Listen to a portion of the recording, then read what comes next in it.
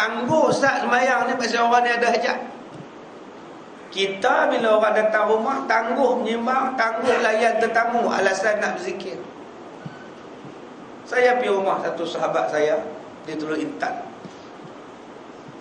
Bila pergi tu, anak sedang mandi, pak ni baru habis sembahyang. Pak kata duduk Ustaz lah, saya nak berzikir Ustaz. Dia pun berzikir, subhanallah, subhanallah, subhanallah. Oh, hebat tuan-tuan. Nabi pun tangguh Ustaz sembahyang pasal nak tanya, nak layan orang. Kita boleh subhanallah dekat setengah jam. Allah puas berzikir kata dia. Ni yang kata tak faham daripada sudut fiqih keutamaan, fiqih al-aulawiyat, dia tak faham. Tuan-tuan yang dirahmati Allah, Nabi Muhammad disebut oleh Siti Aisyah radhiyallahu anha sebagai Quran yang berjalan. Nak tengok Quran, tengok pada peribadi Nabi. Dengan orang tuanya, dengan budak-budaknya.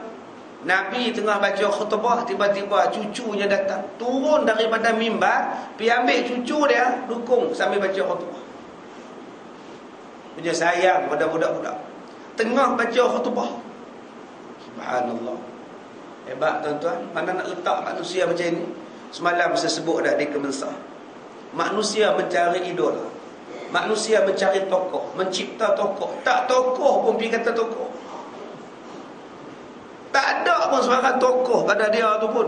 Nak puji punya Pak Zain, nak jek punya Pak Zain, boboh bila tokoh apa pun. Bila disiasat, berapa banyak kecurangan yang dia lakukan. Kita nak tokohkan siapa? Nak tokohkan Michael Jackson. Macam-macam cerita pasal Michael Jackson. Nak tokohkan Mawi, berselera cerita pula. Nak tokohkan Mussolini, lagi banyak pembunuhan dia buat. Bila kita angkat manusia biasa jadi tokoh, berapa banyak kehancuran, kemusnahan yang dia buat. Tetapi Rasulullah, kemusnahan apa yang dia buat?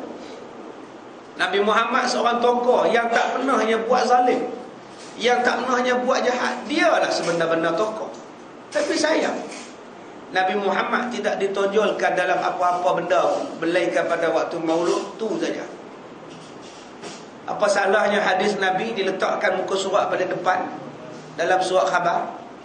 Setiap hari surat khabar menceritakan hadis Nabi, muka hadapan sebelah headline. Apa salah?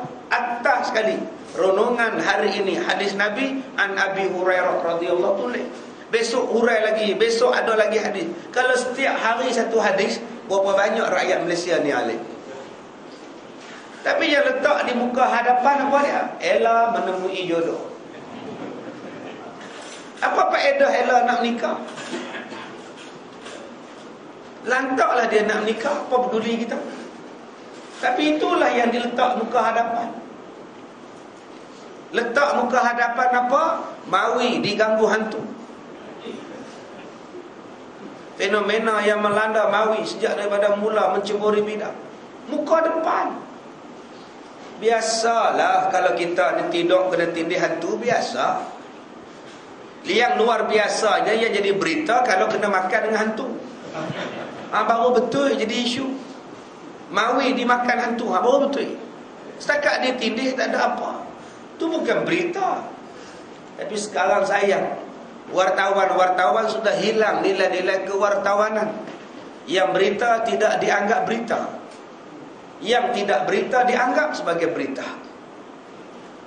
Maka banyaklah orang murtad tidak diberitakan. Berselera orang murtad tidak diberitakan, seolah-olah tak ada siapa murtad. Itulah berita. Nak menyedarkan orang bahaya murtad reddah. Tapi tidak, nyak dan aman. Baik. Pernyataan daripada Ummul Mukminin Aisyah radhiyallahu anha adalah sebuah pernyataan yang sangat agung. Setelah pernyataan yang disampaikan oleh Allah di dalam firman-Nya ketika Allah menyifat dan menggambarkan budi pekerti Rasulullah sallallahu alaihi wasallam. Hanya isteri yang kenal pribadi suami. Hanya isteri yang kenal pribadi suami. Tuan-tuan tengok saya ni baik, tapi orang rumah saya yang tahu saya ni baik ke jahat. Serupalah tuan-tuan pun nampak macam baik, tapi isteri aja tahu apa. Isteri tahu. Di masjid je macam tu ustaz, di rumah haram. Tapi bukan tuan-tuan lah, ni di Afrika ni contoh. Kalau Nabi, kalau isteri kata baik, suami tu baik betul lah. Dengan syarat isteri tu baik sama juga. Kalau isteri pun tak baik, suami dia tak baik pun dia kata baik.